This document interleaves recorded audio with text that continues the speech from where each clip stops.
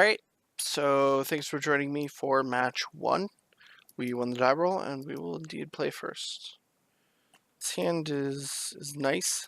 We don't really have a good threat to pair with the Ninja of the Deep Powers, but we do have Preordain to help find it. We have enough mana, and we have a counterspell and a removal spell. So I'm going to keep, and like I said, high priority is finding a threat with this Preordain.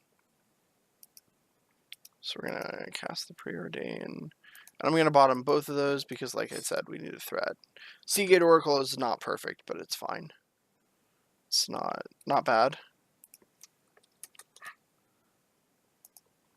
Opponent plays turn 1 Delver. Fairy Miscreant is actually a perfect draw because it gives us another 1 mana play before we bounce something with the Boilerworks.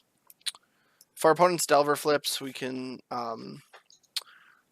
end up bolting it with Counterspell mana up off of the Boilerworks in the island, which it does flip off of a Preordain.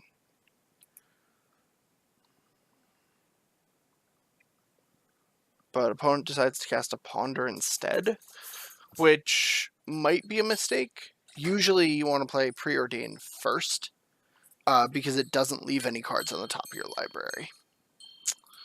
So you get the most value out of your other cantrips if you lead with Preordain, as opposed to casting a Ponder into another Ponder.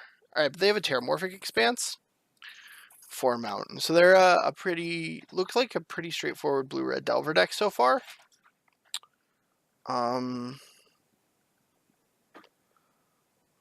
Hopefully, so the line that I'm considering here strongly is attacking with the Miscreant. Well, playing an island first, right? We don't have any other land, so that's academic. We can attack with the Miscreant, and then after blockers are declared, but still in that step, we can float blue-blue-red, use the red to bolt the Insectile Aberration, and then use the double blue to return the Fairy Miscreant. And the nice thing about this line is that it doesn't walk us into Daze at all, which is the only counterspell our opponent can have here. So I think I'm going to take it, as long as we remember to cast the Bolt first. Alright, and now we're going to Ninja.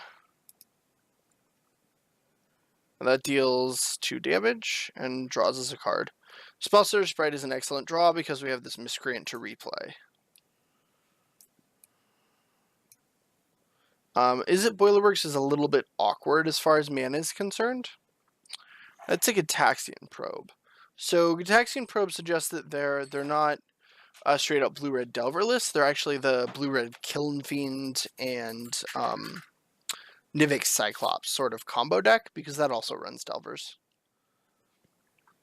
That deck is can be a bit more frustrating than blue-red Delver, but it's also a bit easier to navigate the matches against it, because all you have to do is keep their creatures off the table. And then if a creature gets through, all you have to do is counter Temur Battle Rage, and you're good. So here, I'm caught between holding up Counterspell and Spellstutter Sprite for 1, or playing Fairy Miscreant and just holding up Spellstutter Sprite for 2. Fairy Miscreant puts more... Like, the Fairy Miscreant line puts an additional power into play, and it almost guarantees that we can like jam Spellstutter Sprite. My worry, though, is that if they have a Lightning Bolt or something, that they will, if we try to counter a 2-drop, they will bolt the Fairy Miscreant in response to the Spellstutter Sprite, and then we won't be able to counter anything. But we can play around that by just countering 1-drops. That's kind of restrictive, however. I think I'm going to hold up the 2 counter spells and just be very aggressive with the Spellstutter Sprite as far as getting it down at like the first 1 mana spell I see, even if it is just this Preordain that they still have in their hand.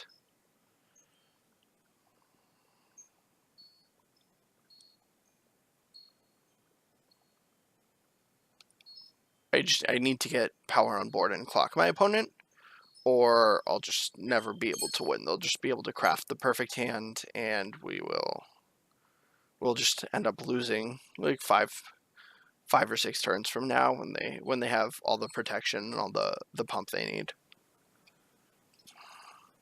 These decks are really focused on like the one-turn combo kill with Temur Battle Rage and such.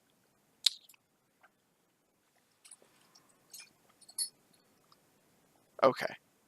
They probably don't have Lightning Bolt in their hand if they didn't go after the Spell Stutter Sprite there. Which is very good for us. If they don't have the Bolt, it means that we can, like, the range of cards that we can put them on is much narrower, which gives us more options as far as racing.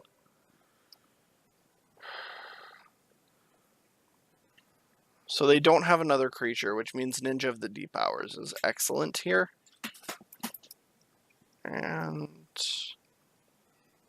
a really big problem for them, actually. I'm going to play the Seagate Oracle so we can chump block, and it will give us some card selection and let us hold up Counterspell. Another Counterspell is perfect. Even though we're telegraphing it for our opponent, it means we can hold up 2 Counterspells next turn. We can hold up 2 Counterspells and play this Preordain or this Fairy Miscreant, that'll be excellent. Basically, all I want is to find a Flame Slasher. Yeah, Preordain is fine. Now we can't necessarily put them on not Lightning Bolt for this turn.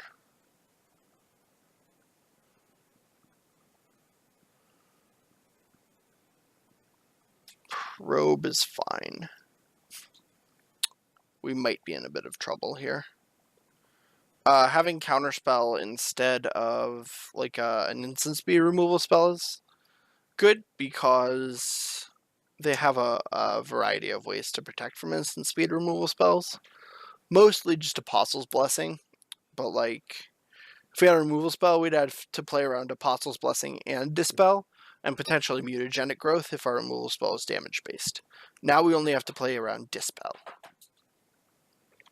So we're essentially saving this Counterspell until our opponent taps below 2 mana or casts a Temur Battle Rage.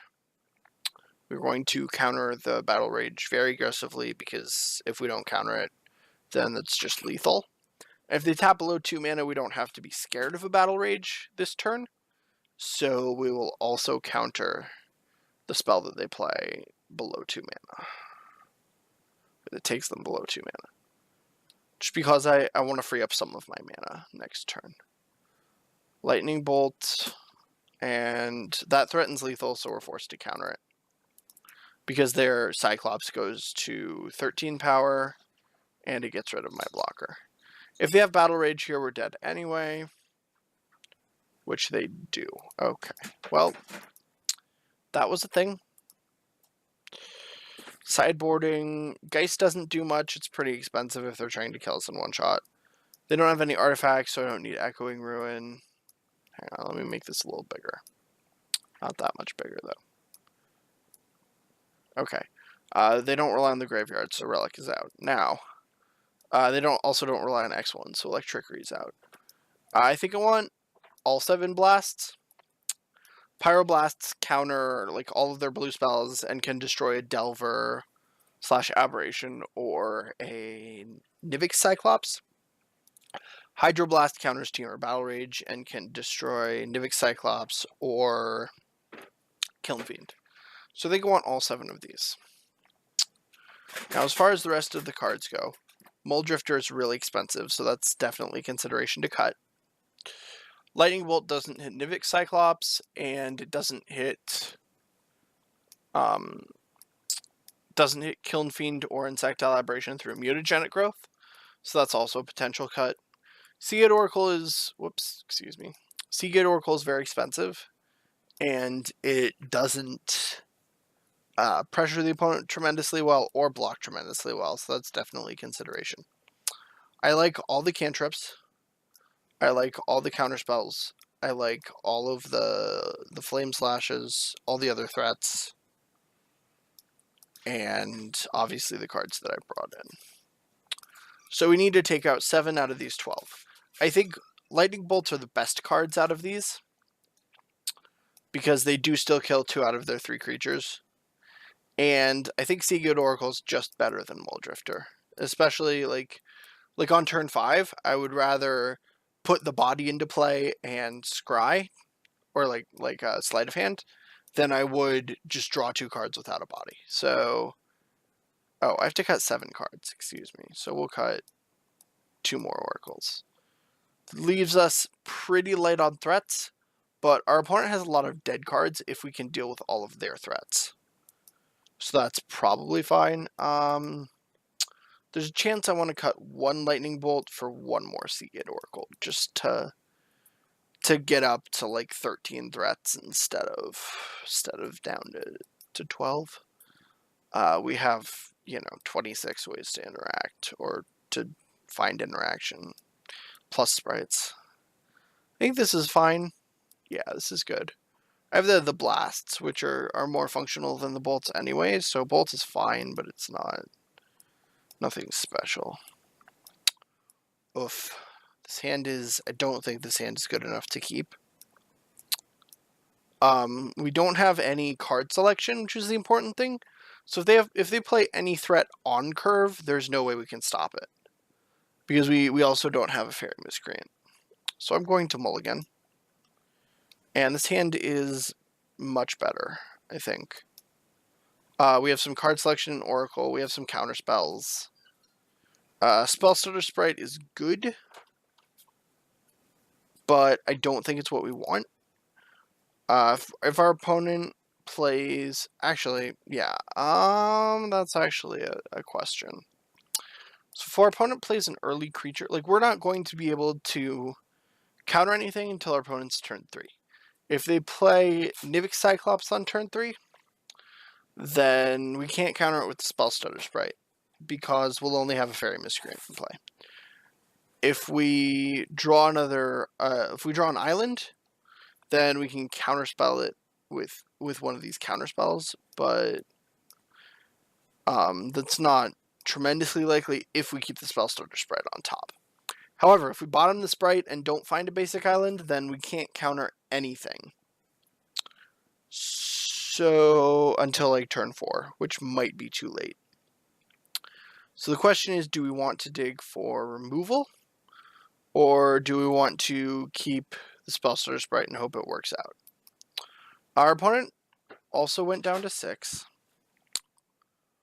So I think we're going to want to dig for removal, or just something more effective. But that decision could definitely have gone either way.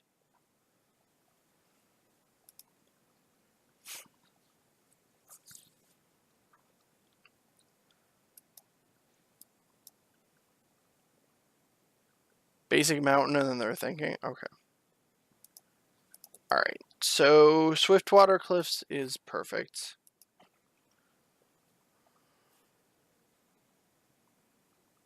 Because it lets us play a counterspell next turn if we need to.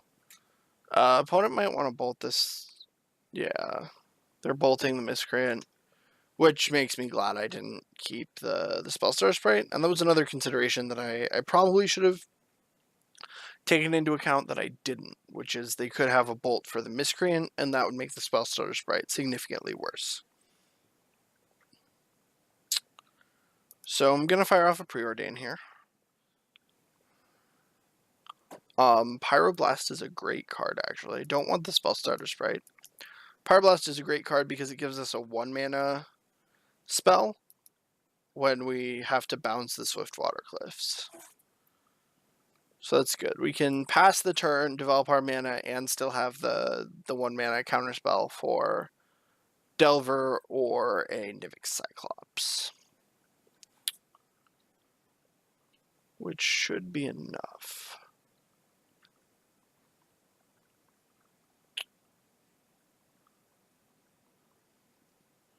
Probe is fine. It's not worth countering. They aren't spending mana on it. I don't want to get rid of our only answer to a Cyclops or a Delver. I don't really ever counter the cards that cost 1. I'm going to counter that. I don't ever counter the spells that draw 1 card. Because, they could draw something like a land or another cantrip or something that just isn't super necessary to counter.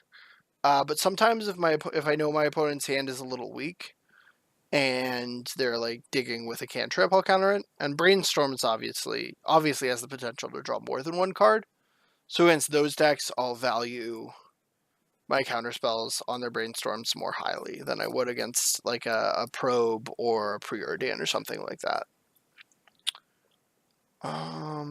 Yeah, they have another land play this turn, so again, I don't want to like counter this Ponder, and like I do want to use my mana efficiently, but I don't want to counter this Ponder and then walk into Kiln Fiend plus like a combo kill next turn when I can't find an answer. If I draw another land here, I can play Seagate Oracle, or an island specifically.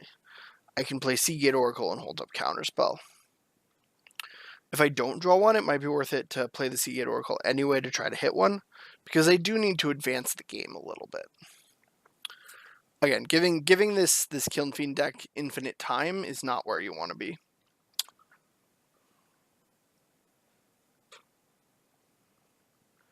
Alright, well, we didn't draw the land, but I will go ahead and jam this Oracle and try to hit, or we didn't draw the untapped land. Neither of these are great, but I would rather have the Spellstutter Sprite. I already have 5 mana, which is kind of the operational minimum for the deck.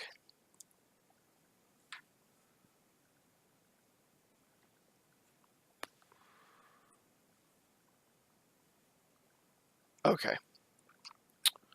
Cyclops could be a problem.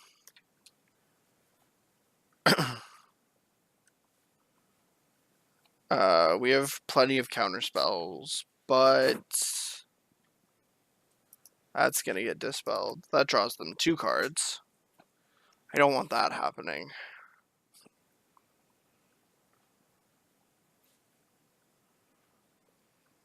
Okay. Hopefully they don't have another creature, but okay, they didn't. Alright, so now we have 3 counter spells. We can cast any 2 of them next turn. And we know one of our opponent's cards is an island, because they returned 2 with Gush and they only replayed 1.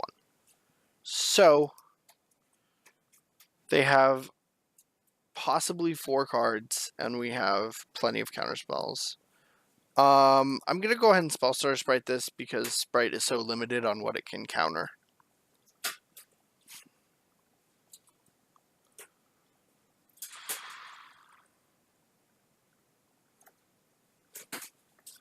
Okay, that's good. The fact that they didn't bolt in response is good. Also, like, we're at 24, so they have to generate quite a bit of critical mass with the Temur Battle Rage if they want to try to win this turn. But I doubt they will. I suspect they'll just attack us this turn, which I won't block.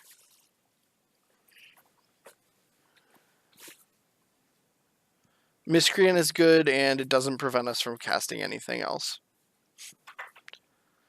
So I want to start attacking here. I will likely block the Cyclops with Fairy Miscreant if they attack next turn, which they likely will. Just 1 cantrip lets them swing. But I might also let it through, because they can't generate enough triggers to kill me naturally. And if I draw another threat next turn, I want to start clocking them as quickly as possible. There is also the argument of slowing the game down as much as possible in order to potentially draw a Flame Slash or another Blast. And that's, I think, a bit better, which is, so it's likely what I'll do. I think I will actually block because of that logic that want to slow the game down. So their cards need to be Battle Rage plus double Dispel, or like Dispel plus Pyroblast or something. Otherwise, they won't be able to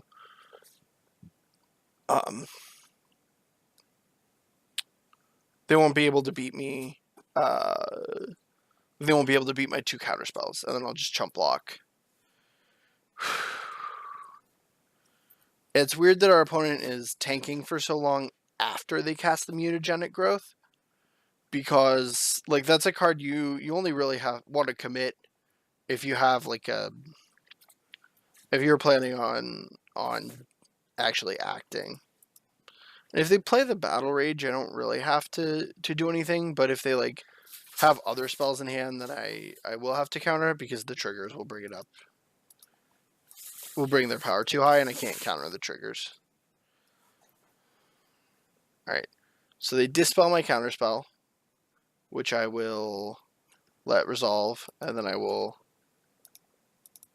try to counter their Battle Rage again.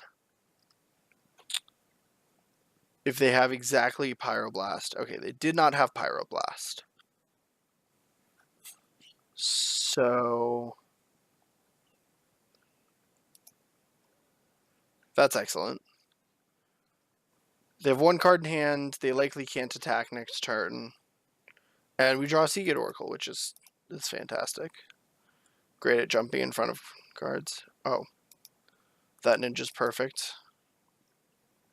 So we'll just attack with both of these. I'm going to ninja the Spellstutter Sprite in case I draw an island off of the trigger.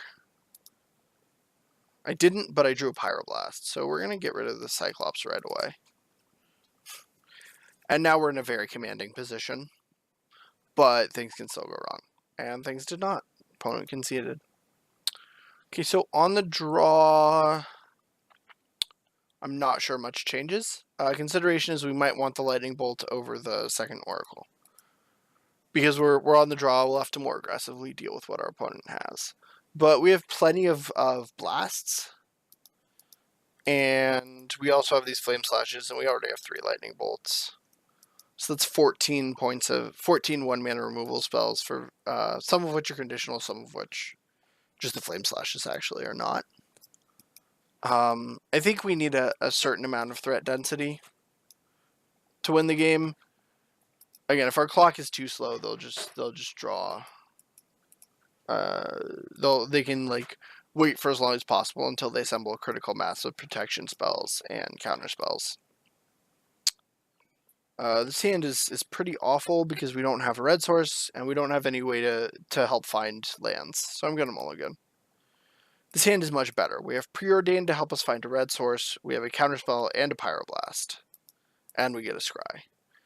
Fairy Miscreant is a solid card because we will need a threat at some point. And it makes any other Fairy Miscreants or Spellstutter Sprites very good. They play a turn 1 Delver. I want to play a Miscreant, so if they don't flip their Delver, we can trade, which means they won't attack with it if they don't flip it. I can always... Okay, that was good. They didn't flip it. I can always play Preordain on turn 3 while holding up Counterspell. There's no rush to play it right now because I have more lands than... well, I have enough lands. Plenty of them.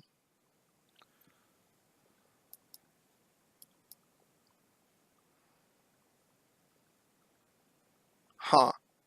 I will certainly... no. They could have a Mutagenic Growth here. It's best to just take the damage. Guildgate is a good draw, but I want to keep Counterspell up. So I'm just going to play Island and attack for 1. If they get a Nivix Cyclops into play or something like that. Actually, really, the most threatening card here is Kiln Fiend, because it means I can't Like, I can't Pyroblast it.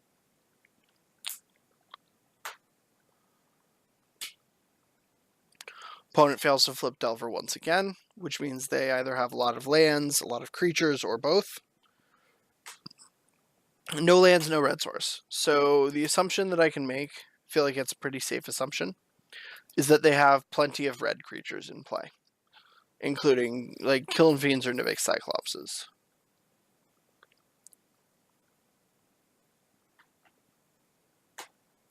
I need to set a stop on my opponent's upkeep until they flip the Delver. Alright, so the draw that turn was Mountain. I will go ahead and counterspell this Nivix Cyclops to use my mana efficiently. We might have to Pyroblast the Delver if it flips, so I want to keep that as an option. Okay, both of these cards are very good, but I want to draw the counterspell first, I believe. Actually, I haven't played a land yet, have I? So I can Ninja and still leave up Pyroblast if I play this island. Okay. I will do that.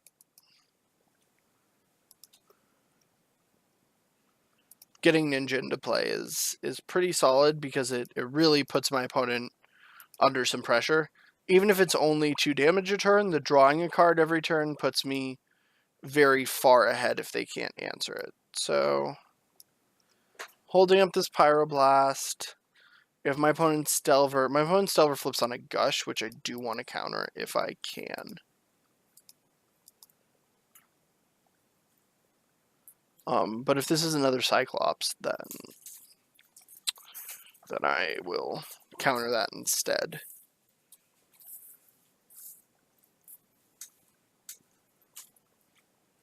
Kiln Fiend, yes.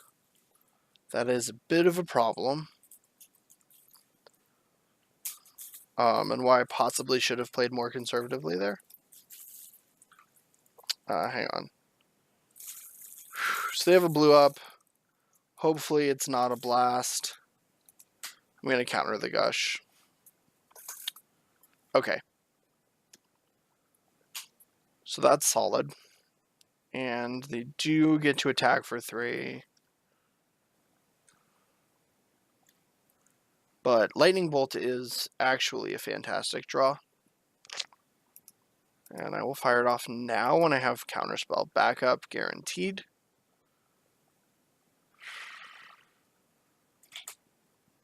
They're going to Mutagenic Growth, and I will Counterspell that.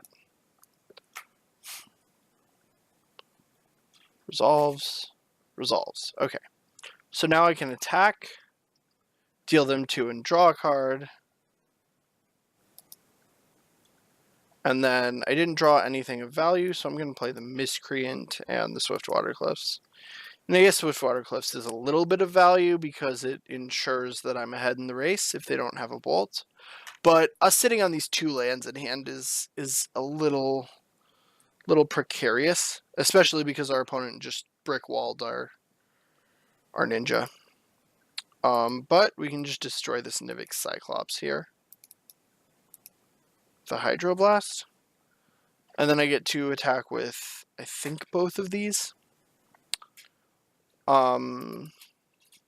Yeah, both of these. If my opponent wants to trade their Insectile Aberration, now I have a clock and they don't. If my, yeah. Oh, I forgot to play my land. It doesn't really matter. We don't have Muldrifters in the deck, so we're not going to be in a position where 6 mana is going to restrict us at all.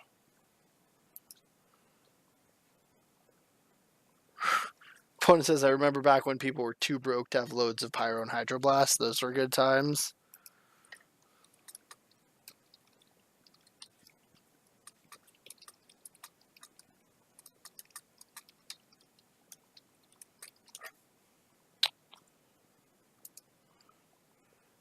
This Cyclops is a problem.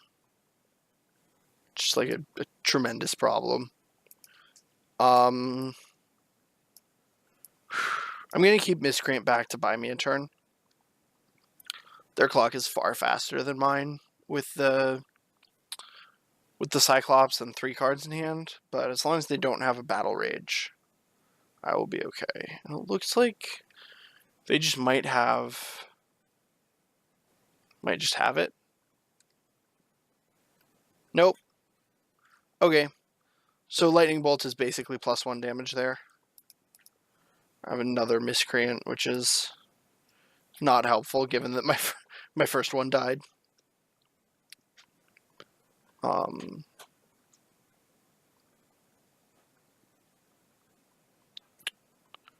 Okay. They're gushing. So now they have 2 islands and 3 other cards in hand that are potential spells. They're bolting the fairy. And then if they have 1 more bolt, I'm dead. Or mutagenic growth also does it exactly. Okay, they have the bolt, so we're dead. Was a good match. There are a couple lines that I might have misplayed, but aside from that, it was solid.